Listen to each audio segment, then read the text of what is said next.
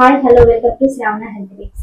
ఈ రోజు Shri multi speciality hospital ప్రముఖ చెస్ట్ ఫిజిషియన్ శ్రీనివాస్ సార్ ని కలవడానికి వచ్చాము. నమస్తే అండి. నిమోనియా అనేది ఒకరి నుంచి ఒకరికి వ్యాపిస్తుందా సార్? అవునండి, ఇందులో కూడా నిమోనియాస్ వ్యాపించడం అని అంటే వైరల్ నిమోనియాస్ వ్యాపించడం ఎక్కువగా చూస్తూ ఉంటాం. ఈ వైరల్ నిమోనియాలు ముఖ్యంగా మన తుంపర్లు మాట్లాడేటప్పుడు మనిషి నుంచి వచ్చే తుంపర్ల ద్వారా వ్యాపించే అవకాశాలు ఉంటాయి. ఇప్పుడు మనం కోవిడ్ చూసాము, కోవిడ్ కూడా అదే రకంగా సంక్రమిస్తుంది. ఇన్ఫ్లుయెన్జా, పారా ఇన్ఫ్లుయెన్జా, రెస్పిరేటరీ సిన్షియల్ వైరస్, చాలా రకాల వైరస్లు ఉంటాయి. సో మనిషికి ఒక మీటర్ డిస్టెన్స్ కన్నా తక్కువలో ఉండి ఎక్కువ గుంపుల్లో తిరుగుతున్న బట్టు మ్యాస్ గ్యాదరింగ్స్ ఉన్నప్పుడు ఎవరైనా తుమ్మినా దగ్గినా చెయ్యి అడ్డు పెట్టుకోవడం, సోషల్ డిస్టెన్సింగ్ మెయింటైన్ చేసుకోవడం, అండ్ కాఫ్ ఎటిక్విట్స్ అంటే నాప్కిన్స్ వాడడం కానివ్వండి, మాస్క్ వాడడం కానీ ఇలాంటివి జరిగితే ఈ సంక్రమించడం అనేది కొంతవరకు మనం తగ్గించుకోవాలి. నిమోనియా వల్ల ఎలాంటి ఇబ్బందులు వస్తాయి?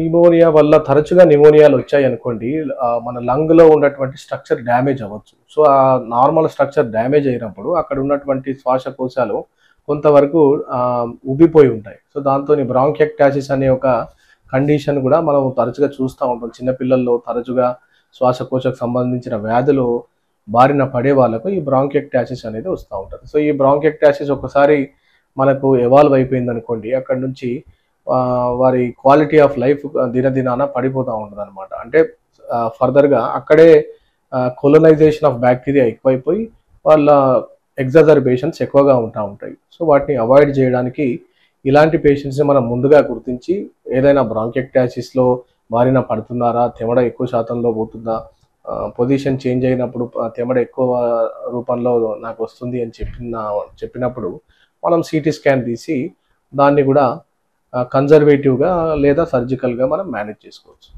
ఆస్తమా, సిఓపిడి, డయాబెటిస్ ఉన్న వాళ్ళు ఎలాంటి జాగ్రత్తలు తీసుకోవాలి? అవునండి, ఆస్తమా, సిఓపిడి, డయాబెటిస్ ఇవి కూడా దీర్ఘకాలిక సమస్యలు కాబట్టి వ్యాక్సినేషన్స్ వీళ్ళలో కంపల్సరీగా తీసుకోవాల్సి వస్తుంది. అండ్ చూసినట్టయితే ఇన్ఫ్లుయెన్జా వ్యాక్సిన్ మనం సంవత్సరానికి ఒకసారి వేయడం జరుగుతుంది. న్యూమోకోకల్ వ్యాక్సిన్స్ ఎవ్రీ 5 yearsకి ఒకసారి వేసుకోవడం జరుగుతుంది.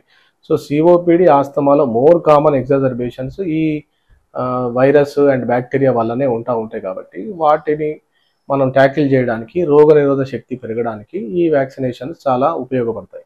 ఏ వయసు వాళ్ళు ఇలాంటి నిమోనియా వ్యాక్సిన్స్ అనేవి తీసుకోవచ్చు? 2 సంవత్సరాల పైబడిన పిల్లవాళ్ళ నుంచి మనం ఇన్ఫ్లుయెన్జా వ్యాక్సిన్స్ వేస్తూ ఉంటాం. అక్కడ నుంచి ప్రతి ఇయర్కి అది రిపీట్ అవుతూ ఉంటుందండి. దాంతోపాటు న్యూమోకోకల్ వ్యాక్సిన్ అనేది మనము 19 సంవత్సరాల నుంచి పై వాళ్ళకి ఇస్తూ ఉంటాం అనమాట. సో 19 సంవత్సరాల నుంచి 45 వాళ్ళు ఎటువంటి అసోసియేటెడ్ డయాబెటీస్ లేదా కిడ్నీకి సంబంధించిన వ్యాధులు ఇలాంటివి ఉంటే వాళ్ళకి కంపల్సరీ ఇవ్వాలి. 60 నుంచి పైన ప్రతి వాళ్ళు తీసుకోవడంలో కూడా దీనివల్ల ఉపయోగాలు ఎక్కువ ఉంటాయి. Thank you sir, me valuable information మాకు అందించినందుకు. నిమోనియా గురించి ఇప్పుడు మనం తెలుసుకున్నాం కదా, మీకు ఎలాంటి డౌట్స్ ఉంటే కామెంట్ రూపంలో తెలియజేయగలరు. Please like, share and subscribe Shravana health tips.